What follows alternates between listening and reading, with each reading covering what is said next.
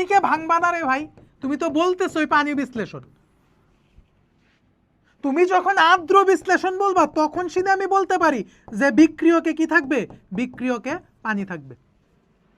SSC 27 batch তোমাদের কিন্তু pre test পরীক্ষা কিন্তু সামনে শুরু হয়ে গিয়েছে, ঠিক আছে? আর কিছুদিন পরে তোমাদের প্রি টেস্ট পরীক্ষা শুরু হবে। আমরা কিন্তু অলরেডি ক্লাসবেলের পক্ষ থেকে কিন্তু আমরা টপ এমসিকিউ সিরিজ তোমাদের জন্য ফ্রি করে দিচ্ছি। যে হচ্ছে এখানে হচ্ছে ধরো আমরা আপাতত হচ্ছে তোমাদের 12টা অধ্যায়ের উপরেই হচ্ছে আমরা টপ এমসিকিউ সিরিজ তোমাদেরকে আমরা আমাদের ইউটিউব চ্যানেল এবং হচ্ছে ফেসবুক চ্যানেল, মানে ইউটিউবে গিয়ে তুমি ক্লাসবেল লেখার পরেই হচ্ছে আমাদের এরকম প্লেলিস্ট পেয়ে যাবা। আর ফেসবুকেও হচ্ছে রিলস অপশন একটু নিচের দিকে স্ক্রল করলেই তুমি পেয়ে যাবা। প্রিয় শিক্ষার্থীরা, ক্লাসবেলের পক্ষ থেকে সকলকে স্বাগত জানাচ্ছি। আশা করি এখন যারা ভিডিওটা দেখবা আর পরবর্তীতে ভিডিওটা যারা দেখবা তারা অবশ্যই এই যে আমরা 12টা অধ্যায়ের উপরে টপ এমসিকিউ ফ্রি সিরিজ দিচ্ছি, তুমি যদি প্রথম থেকে যদি লাস্ট পর্যন্ত যদি তুমি সিরিজটা শেষ করতে পারো, তুমি বুঝতে পারবা যে এমসিকিউ কিভাবে সলভ করতে হয়, কিভাবে এমসিকিউর বেসিক থেকে তুমি সৃজনশীলের উদ্দীপকের বেসিককে ডেভেলপ করতে পারো। প্রিয় শিক্ষার্থীরা, আশা করি তোমরা ভিডিওগুলি এখানে কোনো অপ্রাসঙ্গিক কথা হবে না, কোনো অপ্রাসঙ্গিক ব্যাখ্যা হবে না। প্রত্যেকটা অপশনের ব্যাখ্যা আমরা শেষ করার চেষ্টা করব এবং অপশনগুলিকে কিভাবে একটু সহজ করা যায়, কিভাবে কিছু শর্টকাট টেকনিক শেখা যায়, প্রত্যেকটা বিষয় হচ্ছে আমরা সহজ করার চেষ্টা করব। প্রিয় শিক্ষার্থীরা, ক্লাসবেলের পক্ষ থেকে যে যেখান থেকে বাংলাদেশের আমাদেরকে দেখতে পাচ্ছ এবং আমাদের কথা শুনতে পাচ্ছ, আজকের ক্লাসে সকলকে আমি স্বাগত জানাচ্ছি। প্রিয় শিক্ষার্থীরা, চলো আমরা শুরু করি। এখানে তোমরা দেখতে পাচ্ছ একটা খুবই গুরুত্বপূর্ণ কথা, যে হচ্ছে ব্যাখ্যা সহ সমাধান, মানে প্রত্যেকটা জিনিসের হচ্ছে আমরা ব্যাখ্যা দেওয়ার চেষ্টা করবো। প্রিয় শিক্ষার্থী, চলো আমরা প্রথম শুরু করছি, যেটা খুবই গুরুত্বপূর্ণ যে জায়গাটা রয়েছে। প্রিয় শিক্ষার্থী, অ্যাট ফার্স্ট হচ্ছে আমরা যেটা দেখতে চাচ্ছি, এই যে এই প্রশ্নটা আমাদের প্রত্যেকটা বার এই অধ্যায় থেকে তুমি হচ্ছে কোনো টপিককে হচ্ছে তুমি এটা গুরুত্ব দিবা না, বিষয়টা কিন্তু এরকম না। আমরা কিন্তু দেখো প্রথম অধ্যায় কিন্তু অনেকে পড়েই না, ফার্স্ট চ্যাপ্টার, সেকেন্ড চ্যাপ্টার। ভাইরে ভাই, ফার্স্ট চ্যাপ্টার থেকে ওই রকম আটকানোর মতো এমসিকিউ নাও হইতে পারে, বাট সেকেন্ড চ্যাপ্টার থেকে কিন্তু আটকানোর মতো অনেক এমসিকিউ রয়েছে। প্রিয় শিক্ষার্থী, যেরকম দিতে পারে কোনটার আন্তঃআণবিক শক্তি সবচেয়ে বেশি, ওইটা কিন্তু কনসেপচুয়াল প্রশ্ন, কিন্তু দিবে বিভিন্ন মৌল দিয়ে, ঠিক আছে? কিন্তু কেমিস্ট্রির যাত্রাটা শুরু হয়েছে হচ্ছে তোমার থার্ড চ্যাপ্টার থেকে, ঠিক আছে? চলো আমরা শুরু করার চেষ্টা করি। এবং হচ্ছে প্রিয় শিক্ষার্থী, আমাদের কোর্সের যারা আছো এখানে, ঠিক আছে, আমাদের এসএসসি 27 ব্যাচের যারা আছো, তোমাদের উদ্দেশ্যে বলতে চাচ্ছি, তোমরা কিন্তু অবশ্যই ক্লাসগুলি করে ফেলবা। যেই হচ্ছে আমি বলেছি যে 12টা চ্যাপ্টারের উপরই হচ্ছে তোমাদের হচ্ছে আমি এমসিকিউ সিরিজ দিব, টপ এমসিকিউ সিরিজ, তোমরা অবশ্যই করে ফেলবা কিন্তু আমাদের কোর্সের যারা আছো। আর যদি এইখান থেকেও যদি তোমরা কোনো এমসিকিউ যদি বুঝতে না পারো, আমরা যখন পেইড বেসে তোমাদের সাথে ক্লাস করাবো, তখন কিন্তু হচ্ছে তোমরা অবশ্যই আমাকে প্রশ্ন করতে পারবে এবং হচ্ছে সরাসরি প্রশ্নটা লিখে দিবা কমেন্টে। তোমরা কি করো যে হচ্ছে স্যার বুঝি নাই এইভাবে বলো, বা হচ্ছে স্যার বুঝতে পেরেছি, ঠিক আছে? তুমি যদি হচ্ছে কমেন্টে যদি না বুঝে থাকো, তুমি কমেন্টে সরাসরি লিখে দিবা যে হচ্ছে আমি এই জায়গাটা বুঝি নাই, তাহলে আমার জন্য পড়তে সুবিধা হয় বা বুঝাইতে সুবিধা হয়। প্রিয় শিক্ষার্থীরা, আমাদের কোর্সে যারা যারা ভিডিওটা দেখতে পাচ্ছ, তোমরা একটু নিজে নিজে প্র্যাকটিস করার চেষ্টা করবে। আর হচ্ছে কিছুদিনের মধ্যেই, কয়েকদিনের মধ্যেই এসএসসি 27 ব্যাচের যারা আছো, তারা আমাদের কাছ থেকে একটা চমক পাবা, কয়েকদিনের মধ্যে একটা চমক পাবা। তোমাদের জন্য সুপার একটা জিনিস ওয়েট করতেছে ক্লাসবেলের পক্ষ থেকে, তুমি নিজেও অবাক হবা যে বিষয়টা এভাবেও হয়। চলো আমরা ক্লাসে প্রবেশ করি। প্রিয় শিক্ষার্থী, প্রথম যে প্রশ্নটা বলা হচ্ছে, দেখো এখানে বলা হচ্ছে কপার এবং টিন। এই প্রশ্নটা খুবই ইম্পর্টেন্ট। কপার এবং টিন গলিয়ে কোন সংকর ধাতুটা তৈরি করা হয়? সংকর ধাতু মানেই হচ্ছে তোমার মিক্সড। তোমার কি সংকর ধাতু মানেই হচ্ছে মিক্সড, মানে হচ্ছে এখানে একাধিক ধাতুর একটা মিলন থাকবে, মানে একাধিক ধাতুর একটা প্রক্রিয়া থাকবে। এখানে বলা হচ্ছে, দেখো কি বলা হচ্ছে, যে কপার এবং টিন গলিয়ে কোন সংকর ধাতু প্রস্তুত করা হয়? আমরা অলরেডি জানি যে কপার এবং টিন গলিয়ে কি করা হয়? অবশ্যই ব্রোঞ্জ তৈরি করা হয়। কি তৈরি করা হয়? ব্রোঞ্জ তৈরি করা হয়। প্রিয় শিক্ষার্থী, চলো এগুলি যেহেতু থিওরিটিক্যাল প্রশ্ন, আমি এই জায়গাগুলিতে বেশি টাইম নিব না। প্রিয় শিক্ষার্থী, তারপরে দেখো এই যে প্রশ্নগুলি, কোনটির আবিষ্কার, আমি দাঁড়াও একটু কালারটা একটু চেঞ্জ করে নিচ্ছি, তাহলে সব জায়গাতে এটা খাপ খাবে। বলছে কোনটির আবিষ্কার মানব সভ্যতাকে অনেক দূর নিয়ে যায়? এটা আমরা সবাই জানি, যখন হচ্ছে তামা আবিষ্কৃত হয়েছে, নাকি? এটা সোনা তো হবেই না, রূপা হবে না, ব্রোঞ্জ। ব্রোঞ্জের আবিষ্কার যখন হয় তখন মানব সভ্যতা কি অনেক দূর এগিয়ে যায় ব্রোঞ্জের সভ্যতার। এটা কিন্তু মেইন বই থেকে আসছে প্রিয় শিক্ষার্থী। প্রিয় শিক্ষার্থী, চলো এখন আমরা 3 নাম্বার প্রশ্নটা দেখার চেষ্টা করি। এখানে বলা হচ্ছে আধুনিক রসায়নের জনককে। খুবই খুবই গুরুত্বপূর্ণ একটা জায়গা, যে এই আধুনিক রসায়নের জনক, এই জনক নিয়ে অনেক প্রবলেম আছে। আগে বোঝার চেষ্টা করো। তোমাদের সবচেয়ে যে জায়গাতে প্রবলেম হয় সেটা হচ্ছে যখন তোমার কাছে হায়াম এইটা একটা, আরেকটা হচ্ছে তোমার ল্যাভোইসিয়ে। আচ্ছা, এই দুইটা জিনিস বোঝার চেষ্টা করো। এই হায়ামকে হচ্ছে রসায়নের জনক বলা হয়। কি বলা হয়? রসায়নের জনক। ভালো কথা। আর এই যে ল্যাভোইসিয়ে, অ্যান্টনি ল্যাভোইসিয়ে, উনাকে বলা হয় হচ্ছে আধুনিক রসায়নের জনক। কি বলা হয়? আধুনিক রসায়নের জনক বলা হয়। এই দুইটা জায়গা যেন তোমাদের কোনোভাবেই প্রবলেমেটিক সিচুয়েশন সৃষ্টি না করে প্রিয় শিক্ষার্থীরা। উনি এই যে তোমার ল্যাভোইসিয়ে যিনি, উনি কিন্তু ভর সংরক্ষণ সূত্র কিন্তু উনি প্রণয়ন করেন। আচ্ছা, আর হায়ামের বিষয়টা হচ্ছে উনি রসায়নের জনক, যার কারণে দেখবা তোমরা এই দুইটা জায়গার মধ্যে কিন্তু তোমাদের প্রবলেম হয়। ঠিক আছে, তোমাকে আমি সহজভাবে মনে রাখার একটা টেকনিক শিখিয়ে দিই, বোঝো। অপশনগুলো অ্যানালাইসিস করলে বেসিকগুলি একটু ডেভেলপ হয়ে যায়। ঠিক আছে, দেখো কি বলছে। ওনার নামটা কি? অ্যান্টনি, তাই না? অ্যান্টনি না? এই যে একটা জিনিস তুমি যদি খেয়াল করো খুব ভালোভাবে বুঝতে পারবা। এই যে দেখো, এখানেও এটা আছে, এখানেও এইটা আছে। তার মানে উনি আধুনিক রসায়নের জনক। আর রসায়নের জনক কে? শুধু হায়াম হচ্ছে কি রসায়নের জনক। প্রিয় শিক্ষার্থী, তারপরে চলো আমরা দেখি নিলস বোর। উনি কিন্তু একটা পরমাণুর মডেল দিয়েছিলেন। পরমাণুর মডেল দেন। এইটার বিষয়টা কি? এইটার বিষয়টাকে বোঝার চেষ্টা করো। উনি কিন্তু তোমার হচ্ছে রাদারফোর্ড যে আছে, যেটা সৌর মডেল বা সোলার অ্যাটম সিস্টেম মডেল যেটা প্রণয়ন করেন, উনি রাদারফোর্ডের ল্যাবরেটরিতে উনি কিন্তু সহকারী হিসেবে কাজ করতেন, এই নিলস বোর। পরবর্তীতে রাদারফোর্ডের যে সীমাবদ্ধতাগুলি ছিল, হ্যাঁ, ওই সীমাবদ্ধতাগুলিকে উনি হচ্ছে দূরীভূত করে উনি নিজে হচ্ছে 3টা মতবাদ দেন। ঠিক আছে, যেটাকে আমরা আমাদের পেইড কোর্সে টেকনিক শিখাইছিলাম, বিকাশ। একটা হচ্ছে শক্তি স্তর সম্পর্কিত মতবাদ, কৌণিক ভরবেগ সম্পর্কিত মতবাদ, আর একটা হচ্ছে বিকিরণ এবং শোষণ সংক্রান্ত মতবাদ। এই বিষয়গুলি তোমরা জানো। ঠিক আছে, আর ডাল্টন, এই ডাল্টনে কিন্তু ডেমোক্রিটাসকে রক্ষা করছিল। যখন ডেমোক্রিটাস বলে পরমাণু অবিভাজ্য, তখন আমার 2 ভাই, একটা হচ্ছে প্লেটো আর একটা হচ্ছে এরিস্টটল, এগুলির বিরোধিতা করেন। তারপরে ডাল্টনই কিন্তু ডেমোক্রিটাসকে বাঁচাইছিল, বুঝছো? মানে ওনার মতবাদটাকে উনি মানে হচ্ছে অ্যাডজাস্ট করে দিয়েছে, যে না, উনি যা বলেছেন ঠিক আছে। পরবর্তীতে এটাই কিন্তু প্রমাণিত হয় প্রিয় শিক্ষার্থীরা। দেখো, এখান থেকে আমরা কিন্তু টোটাল হচ্ছে 4টা ইনফরমেশন পেয়ে গেলাম। তার মানে এইটার আনসার হচ্ছে কি? এইটার আনসার হচ্ছে ঘ। রাইট? ওকে। তারপরে দেখো, তারপরে কি বলছে? কাঁচা আমে কোন অ্যাসিড থাকে? খুবই গুরুত্বপূর্ণ একটা জায়গা, যেখানে বলা হচ্ছে কি কাঁচা আমে কোন অ্যাসিড থাকে। খুবই ইম্পর্টেন্ট একটা প্রশ্ন। এইটা তোমার পরীক্ষায় আসার মতো একটা জিনিস, যে কাঁচা আমে কি থাকে, কাঁচা আমে কোন জিনিসগুলি থাকে। খুবই খুবই ইম্পর্টেন্ট একটা জায়গা। ঠিক আছে, এখন দেখো, তোমাদের যেই হচ্ছে মেইন বইটা যে আছে, এইখান থেকে কিন্তু তুমি খ নাম্বারেও প্রশ্ন পাইতে পারো। ঠিক আছে, এখান থেকে খ নাম্বারেও প্রশ্ন আসতে পারে, যে কাঁচা আম কেন টক লাগে, প্রশ্ন আসতে পারে। তোমার এইখানে সবচেয়ে গুরুত্বপূর্ণ যেটা, এখানে 2টা অ্যাসিড থাকে। একটা হচ্ছে ম্যালিক অ্যাসিড, আর একটা হচ্ছে সাকসিনিক অ্যাসিড। এই 2টা অ্যাসিড কিন্তু তোমার থাকে। ঠিক আছে, কাঁচা আমে এই 2টা অ্যাসিড থাকে।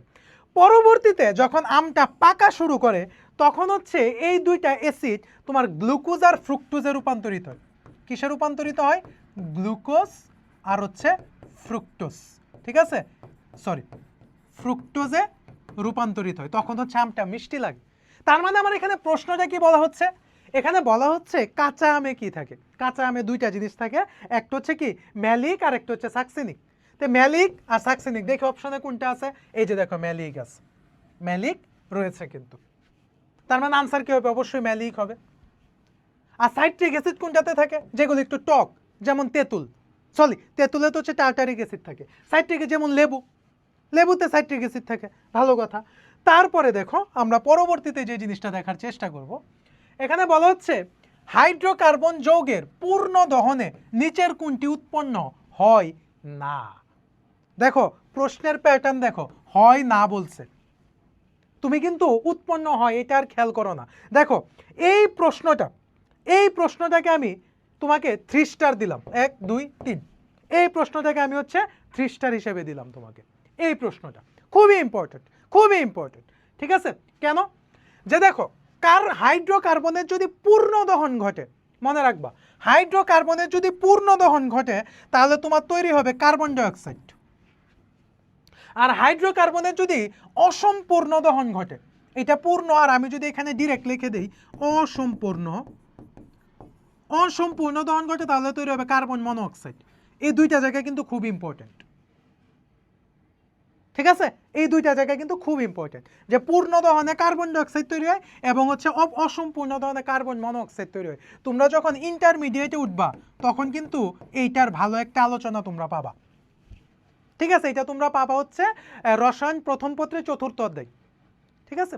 রাসায়নিক পরিবর্তন, ওই অধ্যায়টার মধ্যে এটার একটা ভাইব তুমি পাবা। তাহলে দেখি বলছে পূর্ণ দহনে কোনটা উৎপন্ন হয় না। তা পূর্ণ দহনে উৎপন্ন হয় কোনটা? পূর্ণ দহনে এইটা উৎপন্ন হয়। এখন দেখি তো কি আছে, পূর্ণ দহনে কোনটা উৎপন্ন হয় না। এই যে এটা দেখছো, কার্বন মনোঅক্সাইড, এটা কি উৎপন্ন হয় না। এটা কোথায় উৎপন্ন হয়? অপূর্ণ দহনে বা অসম্পূর্ণ দহনে। এটা কিন্তু একটা ক্রিটিক্যাল প্রশ্ন, বুঝছো, যেহেতু নেগেটিভ দেওয়া আছে, ঠিক আছে? প্রিয় শিক্ষার্থী, চলো আমরা এই জায়গাটা এখন দেখার চেষ্টা করি। এখানে কি বলা হচ্ছে, পাকস্থলীতে কোনটি জমা হলে পেটে অ্যাসিডিটির সমস্যা হয়? এইটা হচ্ছে গাদার ঘরের গরু জানে, ঠিক আছে? কোনটা সৃষ্টি হয়? কোনটি জমা হলে? HCl জমা হইলে, ঠিক আছে, অ্যাসিডিটির সৃষ্টি হয়। এরে সাইজ করার জন্য আমরা কি ব্যবহার করি? দুইটা জিনিস, অ্যান্টাসিড খাই। অ্যান্টাসিড খাই না আমরা? অ্যান্টাসিড খাই না এরে সাইজ করার জন্য? এই অ্যান্টাসিডের মধ্যে আবার দুইটা জিনিস থাকে। এই অ্যান্টাসিডের মধ্যে দুইটা জিনিস থাকে, একটা হচ্ছে ম্যাগনেসিয়াম হাইড্রোক্সাইড আর একটা হচ্ছে অ্যালুমিনিয়াম হাইড্রোক্সাইড। এই দুইটা জিনিস হচ্ছে এখানে থাকে এরে সাইজ করার জন্য, মানে অ্যান্টাসিডে। এটা প্রশমিত করে ফেলে। আমাকে বলছে কোনটা জমা হইলে, এখন খুঁজি এটার নাম কি? HCl, মানে হাইড্রোক্লোরিক অ্যাসিড। দেখি এখন হাইড্রোক্লোরিক অ্যাসিড কোথায় আছে। ম্যাগনেসিয়াম হাইড্রোক্সাইড তো ওরে সাইজ করে, ম্যাগনেসিয়াম হাইড্রোক্সাইড ওরে কি করে? ম্যাগনেসিয়াম হাইড্রোক্সাইড ওরে সাইজ করে। অ্যালুমিনিয়াম হাইড্রোক্সাইড ওরে সাইজ করে। সালফিউরিক অ্যাসিডের তো এখানে কোনো ভূমিকাই নাই। তার মানে আনসার কোনটা? এইটা আনসার হবে। অপশনগুলি একটু ট্রাই করার চেষ্টা করো। চ্যাপ্টারটা সহজ, কিন্তু তোমার জন্য ভালো হবে, আমি এতটুকুই বলতেছি। এখানে কোনো গল্প গুজব করানো হয় না। আমাদের ক্লাসগুলিতে প্রোডাক্টিভ ক্লাস হয়, ক্লাসগুলি পড়ানো হয় স্টুডেন্টদের, যেন ক্লাসটা করে ও যেন চোখটা বন্ধ করার পরে যেন ও বুঝতে পারে যে হ্যাঁ আমি কিছু শিখেছি।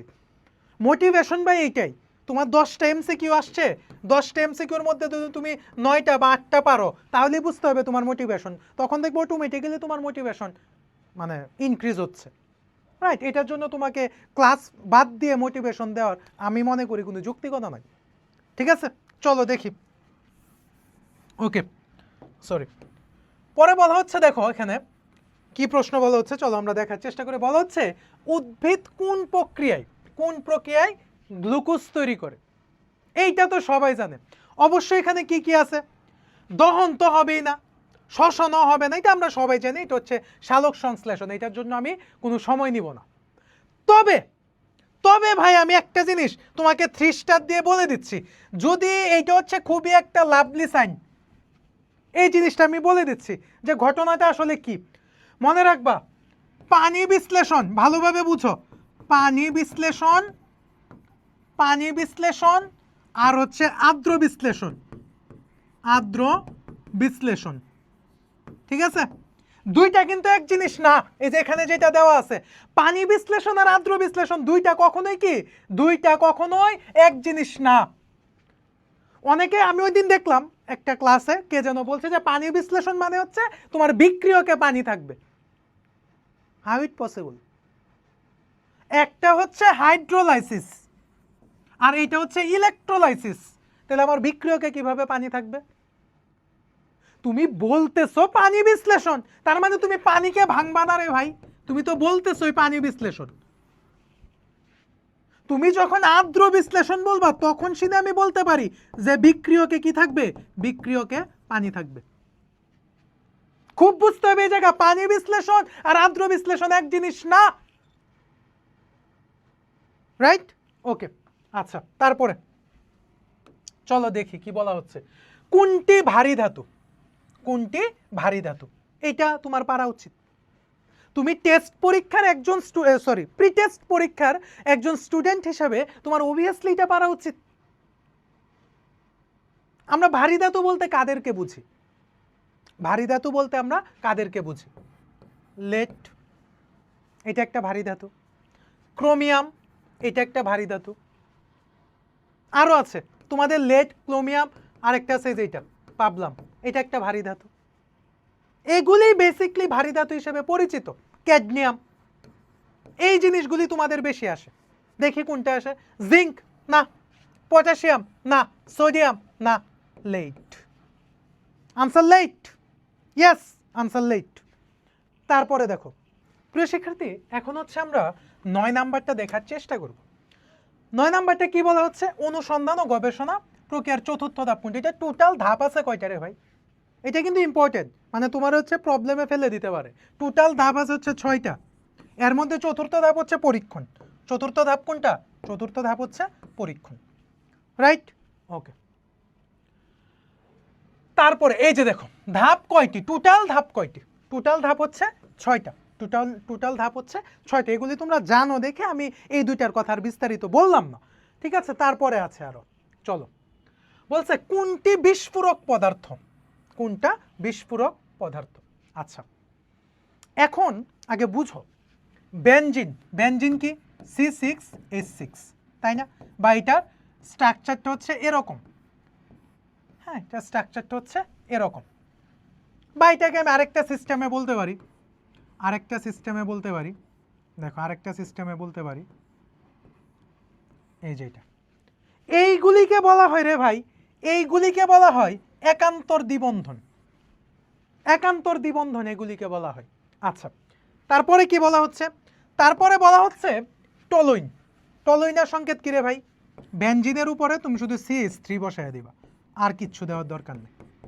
এইটা হচ্ছে টলুইনের সংকেত। যদিও টলুইন সম্পর্কে তোমাদের এত আলোচনা নাই, ইন্টারমিডিয়েটে উঠলে জৈব যৌগে তো টলুইন পাবাই, ঠিক আছে? তারপরে নাইট্রোগ্লিসারিন, নাইট্রোগ্লিসারিন। সালফিউরিক অ্যাসিড তো কখনোই না, তার মানে আনসার কি হবে? আনসার হবে নাইট্রোগ্লিসারিন। এই নাইট্রোগ্লিসারিন তোমার নাইট্রিক অ্যাসিড থেকে তৈরি করা হয়, নাইট্রেশন। বেনজিনের নাইট্রেশনের ফলে হ্যাঁ তোমার নাইট্রোগ্লিসারিন তৈরি হয়। এখন নাইট্রেশন, সালফোনেশন, ক্লোরিনেশন এই বিষয়গুলি তোমাদের নাই। তোমরা যখন ইন্টারমিডিয়েটের জৈব যৌগ পড়বা, যখন ইন্টারমিডিয়েটের জৈব যৌগ পড়বা তখন এইটা থেকে তোমরা প্রশ্ন পাবা, একটা পাবা, সালফোনেশন, নাইট্রেশন এবং ক্লোরিনেশন, হ্যাঁ, বা হচ্ছে হ্যালোজিনেশন। এটা কি ক্লোরিনেশনটা বেশি আসে আর কি। তার মানে আনসার কি হবে? নাইট্রোগ্লিসারিন। এটা হচ্ছে একটা বিস্ফোরক পদার্থ। তারপরে দেখো কি বলতেছে, কোনটি উত্তেজক পদার্থ, কোনটি উত্তেজক পদার্থ? এটা সবাই জানে। উত্তেজক পদার্থ কোনটা? জৈব পারক্সাইড, এটা হচ্ছে উত্তেজক পদার্থ। এইটার গুরুত্ব যে কতটুক এইটা তোমরা কেমিস্ট্রির 11 অধ্যায়ে বুঝবা, এবং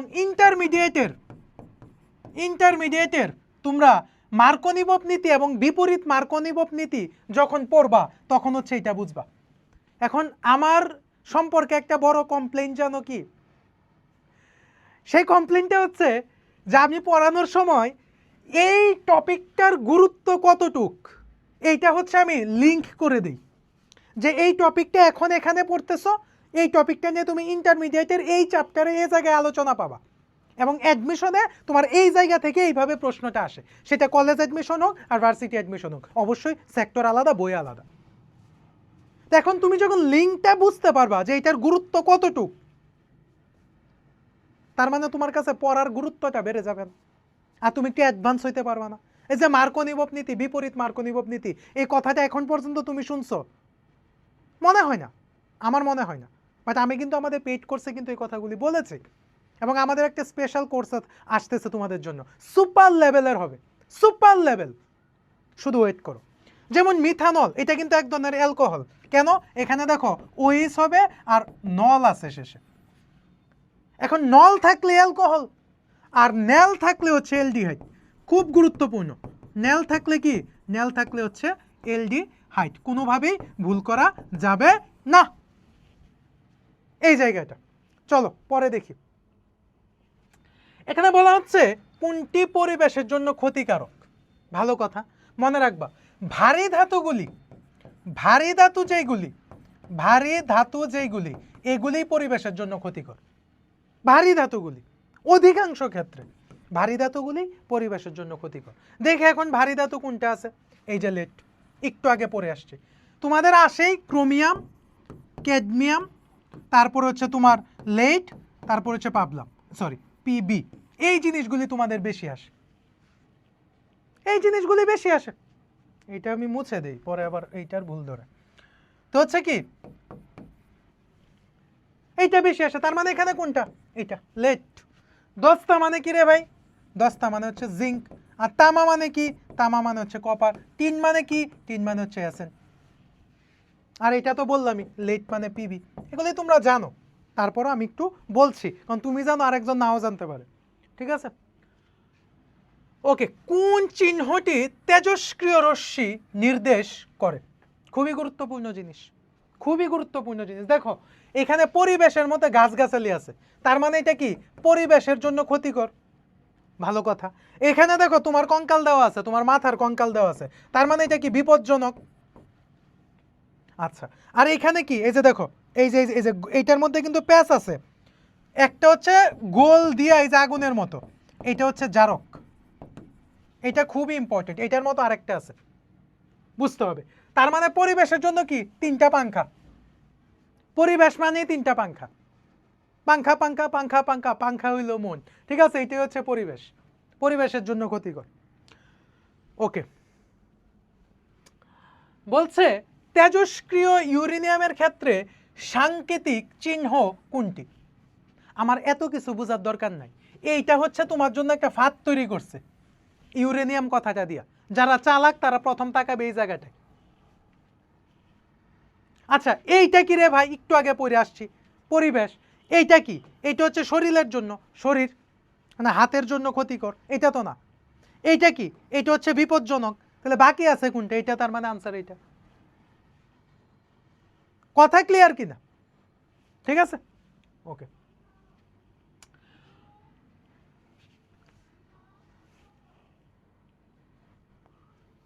তো প্রিয় শিক্ষার্থীরা, আমরা কিন্তু প্রথম অধ্যায়ের সিরিজ কমপ্লিট করলাম, তারপরে আসবে তোমাদের জন্য দ্বিতীয় অধ্যায়ের সিরিজ।